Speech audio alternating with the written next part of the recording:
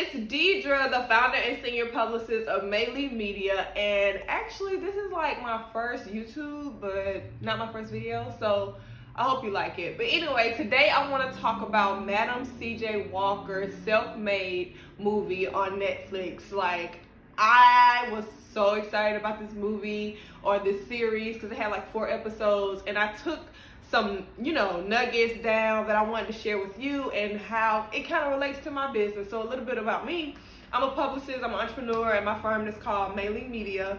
And I'm self-made, self-ran, owned and operated by myself. So this movie really, really resonated with me, and I just wanted to share some key nuggets with you. So first thing I noticed with the film or the series is there's always a ram in the bush. So in the first episode, she was literally by herself, not doing anything, and the lady that came and helped her or whatever was basically, offering to, you can do my laundry if you help me, market my product. So she was going through a lot. I basically was intrigued by what her journey was starting out. Like, she lost her hair because of her husband, and he was a drunk, he was abusing her, and I can relate to that with my ex or whatever, and just being in a world where you feel like you're all alone, and then out of nowhere this lady comes and be like, listen, let me get you together, okay?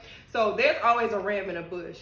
And then the next thing I noticed with her, and I feel like a lot of entrepreneurs miss this because I feel like now in 2020 and everything being so trendy, everybody want to be an entrepreneur just because it seems like the thing to do. But she had a story that really made her tap into the hair market or the beauty market. She had a story, and I tell people that all the time. What is your story? Because as a publicist, my job is to tell your story. However, you have to have a story that can resonate and relate to people. It has to be newsworthy. So she had a story. Like, she was losing her hair because she was stressed out where her life was going, and she developed a product or started selling a product that really changed her life to help other women that are going through the same thing as her. So she had a story. Next thing I wanted to point out, your looks do not matter, okay? So back then, light skin versus dark skin was really a thing, but you see that she was able to do it not only as a darker Black American, but she was also heavy set, and she did it. Your looks don't matter. And one thing I can respect about her, she wasn't out here showing off her body. She wasn't out here being fast and being like all thottish, if you know what I mean. She wasn't using her assets to get her where she needed to go. She was just simply telling her story and making her story work for her. And her story is what resonated with people, and that's what sells, okay?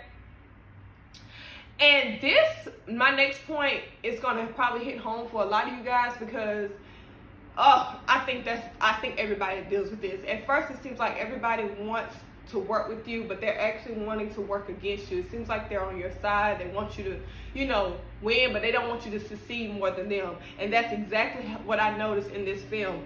Not everyone wants to work with you, but against you. It's a one-way street. It is a one-way street. Her competitor at first did not want to work with her. Like, she was like, I can help you sell your product. She was like, no, you just don't have to look. No. But when she started seeing her doing better than her, that's when she wanted to, quote unquote, be in competition. But at the end of the day, we could have worked together. We could have made millions of dollars. We didn't have to go around this mountain a million times if you would have just worked with me to begin with. But we don't have that mentality. We want people to win, but we don't want people to win or go further than what we do. So that's another thing that I noticed. Also, education. I firmly don't believe that you need a degree to be successful. I do not believe that. However, I do believe in educating yourself and getting to know more about your business in the marketplace and what people want. If you notice in the series, she was reading a book called The Negro in Business.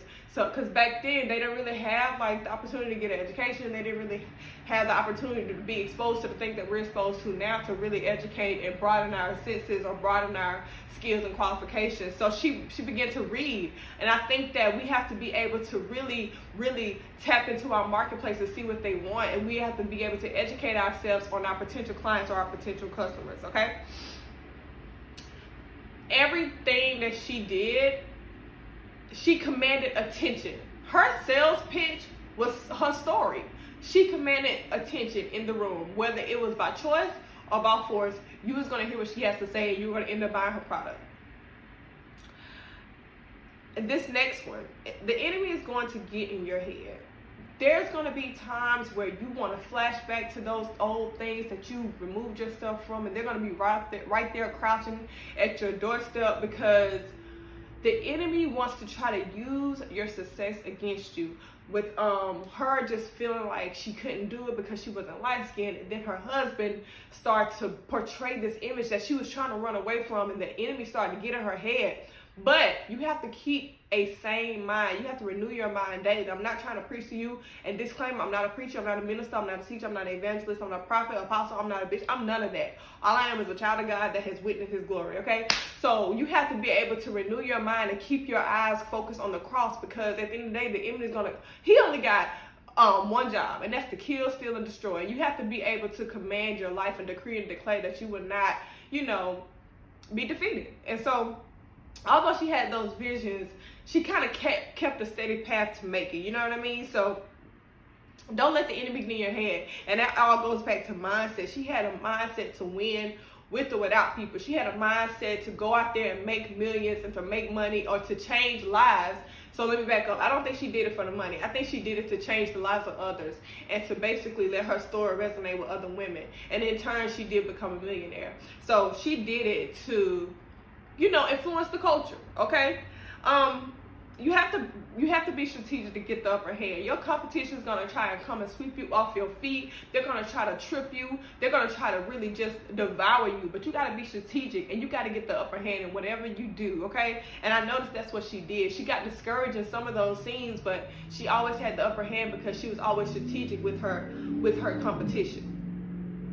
And that goes back to another point I said, trials and tribulations, they're going to come. Like, we can't escape it. And now I'm talking to myself, because you will be feeling like you're in such a great place and that you're doing so great. And you feel like that, not to say that you're untouchable, but you feel like you don't deserve to be put in certain situations. You don't feel like people should give up on you. You don't feel like you shouldn't have any support. You don't feel like you should be going through this because you're doing things the right way. But that's all a test. Okay, the race is not given to the swift, but to those who endure. And so our job is to endure things, and that's what makes us stronger, because if we didn't have to endure anything, we wouldn't appreciate the journey that we're ahead, and we wouldn't appreciate the journey that God has laid out for us. You know what I mean? So you got to be able to appreciate those trials and tribulations, okay? And God helps those who help themselves. Look, she was not finna throw no pity party. She had her moments, do not get me wrong, but she was willing to do whatever it took to make her business work. She was willing to invest in people. And let me talk about that for a minute. She had a team, okay? She had people like working with her. She didn't do everything by herself. She invested in people. She was pulling on people to help her vision come to life, while in turn giving them one. And I think a lot of times y'all feel like, or us as entrepreneurs, especially starting out, you can do everything yourself. No, God didn't put us on earth to be by ourselves. Why would we take that same approach in business? If you need marketing for your business, but you can't afford it, but you try to do it yourself, invest in somebody. Investing means taking risks. Name one billionaire who didn't invest in their company. Bill Gates, I use his quotes often, so if you follow me on social media, he had one quote that I use often. It's, if I had $1 left, I'd spend it on PR. So you have to be willing to invest in people and their services and their expertise. I don't know anything. Prime example, I don't like numbers. So I'm not going to try to do my taxes or my bookkeeping myself. I have people to do that. I probably could. It may take time, but I just don't want to. So I invest in other people to take care of that so I could take care of my business, okay? So she also had a lawyer. Like, she had made sure her legal was right. Her next husband was her ad person, like her marketing person, right? So she had skilled workers, okay? And God is like telling you, like, you have to invest. It doesn't take $1 million. It just takes a team of people that want to win, and in turn want to see you win. And we all together making this end goal and making this end dream come true. And ain't no reward without a risk. So you can't be afraid to jump out there. That's what entrepreneurship is. I hate to tell you that. That's what it is. You're jumping, you're taking risks every day to see if you can get your return on investment. That's just the bottom line. This is a little sidebar. It has to do with her personal life, but also her business life, which I applied. She protected herself. She took a meeting with this guy, and he tried to come on to her, and she had a gun. Like, no, bro, it ain't happening today. And you got to do that in business with people, period. I believe, and a pastor preached about this, and this is a hard lesson I had to learn because I'm one of those people, I see the good in everything and everybody, but you got to remember Satan was once an angel too. So you have to be able to qualify people to be in your life, whether it's personal or professional. It's like dating a guy. Like, I'm not going to call you my boyfriend or anything on the first date. You have to qualify. We got to go on some dates. We got to get to know each other. We got to be on the phone. I got to see how you interact with family. I need to know that you qualify to be in my life. And that means we need to take that same approach in our business. You can't work with any and everybody. Any and everybody is not my client. There's a certain type of clientele that I represent. So we have to take that same approach in our business, right? And then at first she did have a good dude on her side. Like, he was there. He didn't quite understand, but he was there. And shout out to my fiance, hey babe, you just have to be able to have a good support system. You know what I mean? And for my single ladies out there, don't feel like you need a man to be able to support your dream. Become the woman of God that you're supposed to be, and God will send you your man of God. It's simple. He that findeth a wife findeth a good thing. It ain't the other way around. Okay? Also, I believe, what I noticed is she was so passionate about women before it became popular. All shade. She was so passionate about women and woman entrepreneurship and female-owned business. Like, that was really her goal. Like, she had a few men working with her, but she was passionate about women being out in the marketplace and selling that product and letting them know, like, hey, I'm working on something and it's going to change lives. I'm going to give jobs and all that stuff. She was very passionate about women's entrepreneurship. And this is going back to protecting yourself. Madam C.J. Walker said, you never run back to what broke you. Take that in business, take that in your relationships, take that in your home, at school, whatever. Whatever broke you, you don't run back to it. Whether it was a bad deal, a bad breakup, a bad whatever. You don't run back to what broke you. You ask God to deliver you from that place so you can elevate. No dream is too big. I felt like her husband was going to be trouble when he kept like saying little stuff like she's doing too much. That's when you're dealing with small-minded people. I am in a season where I can't deal with small-minded people. You know what I mean? Like, I can't deal with people who can't dream bigger than what they are. I just can't. Like, it bothers me. And I'm not better than anybody, but I'm from a small town. I'm from a town about as big as this living room. But I didn't want to be there because there was nothing there for me. I love my hometown. Shout out to Eastman. Shout out to Pasco, Mississippi. But it was so small that it wasn't enough opportunity. And I didn't want to get myself comfortable in that. So I can't be around small-minded people because small-minded people will never become millionaires. I'm trying to be a billionaire, so I can't be around that. You know what I mean? So you have to have a mindset to dream big. You have to surround yourself around people who understand that, as well as help you get to that level. You have to take care of yourself. Mental health is very, very important. I believe in a counselor. I believe in a therapist. Pills if you have to, because your mental sanity is going to make all the difference. Even these past couple of years, I had to literally separate myself from people, from organizations, from the industry, because it was messing with my mental. It had me thinking crazy. It had me feeling like I was just not in my right frame of mind. So I had to separate myself, and that's not, being a coward. That's being wise. You have to protect your mental sanity. You have to protect your peace. It's not just a cliche for me. If you with the rah-rah, you are so welcome to the block ministry in my life, because I'm just on this cloud of like, I just cannot be bothered. I got enough demons, coming at me, as we all do. So what do I look like adding more to my plate to fight off other stuff? I will quickly walk away and be like, God bless you and I hate you, but keep it over there. Okay? So take care of yourself. You can't control how you die, but you can control how you remembered. And I like that saying, because she was on her deathbed and she still persevered. She persevered. She was like, you know what? I might need a rest, but I can't rest until the work is done. God didn't rest until the work was done. God didn't rest until the work was done. That's in the first chapter of the Bible. He didn't rest until the work was done. Too many of us are resting and we ain't did the work. Now, I'm not saying go out here and not get no sleep. Of course, but we becoming too lax. God didn't rest until the work was done. So I like that she was like, listen, I got a mission and I got a family to feed and I got an inheritance to leave by, and I can't rest until that is done. So she was always dreaming big and always making sure that she was ahead of the game and her daughter was able to carry on the legacy. I like the fact that her entrepreneurship journey, it was so raw. When she didn't have any handouts, she didn't have any support, she didn't have like sponsorship, like she didn't have that stuff. She didn't have a drug dealer boyfriend like, here, go $10,000, do it. She didn't have 1 million followers like, hey, I'm about to start my business, y'all support me. She didn't have that. It was so raw from the ground up, and look at what it become. So that is something that I deal with, because I don't have the following. I don't have everything that I've done is what I've done. I haven't asked for anything. I don't have any loans for my business. Everything came out of my pocket and my hard-earned money.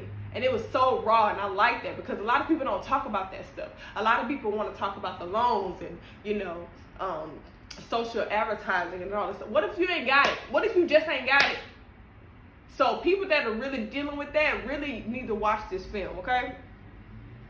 People like the idea of entrepreneurship, but they don't like the idea of being pushed into it. And then you question it. That's like a cycle that keeps repeating itself. And when you're an entrepreneur, the dream of an entrepreneur, it never dies. It's always being innovative. It's always worried about like what's next. You know what I mean? So what do you do when the dream doesn't die? You still have to do the work. You still got to keep it up. Okay? And what do you do when the work is there but the finances aren't?